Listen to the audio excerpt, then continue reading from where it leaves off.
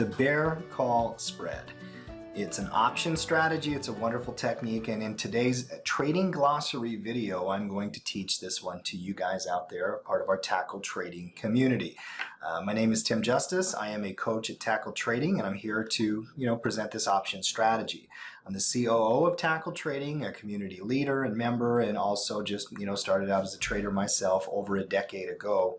And I want to talk to you about one of what I believe are a core strategy for anybody, looking to build income.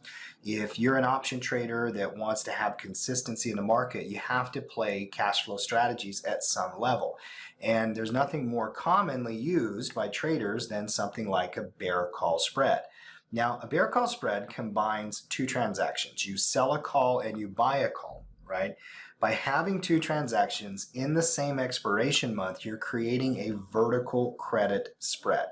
The sold call, also referred to as a short call, and the long call combined together create a credit. That credit is added to your account.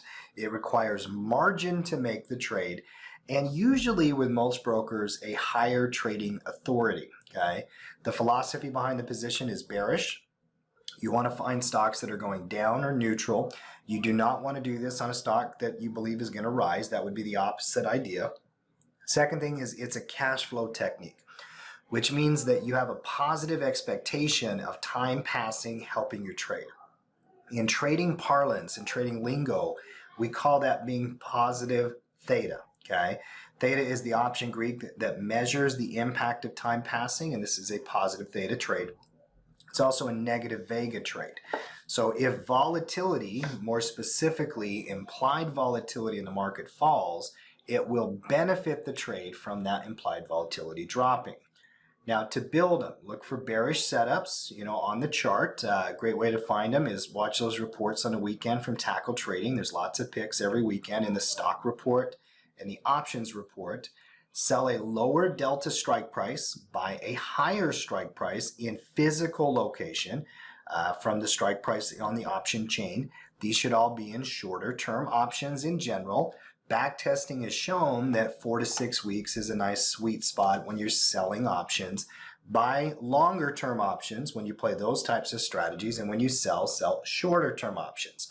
If you get too close to expiration, though, you do tend to deal with option sensitivity, which can be very difficult to manage. So 1 day, 7 days, those can be tricky if you're not a good trader that really has developed skills on management. The position sizing of these trades should be set to your risk tolerance. That has to work in an overall portfolio design and flow. Now, when you're managing the trade, set an ROI target. 50, 70, 100%. Try to be consistent with your trading, strategies. Generally, the best traders have design systems that fit the stocks they play, the commodities that they play, whatever it might be, and they prove it through their trading and back testing of what that target should be. Second thing is you want to have a stop loss technique that fits your risk tolerance and your risk rules. You need to know what you're going to do with events. Are you going to hold through earnings or not? Generally, most people do not, by the way. Are you holding through market events? What are you going to do if the market has some risk come into it?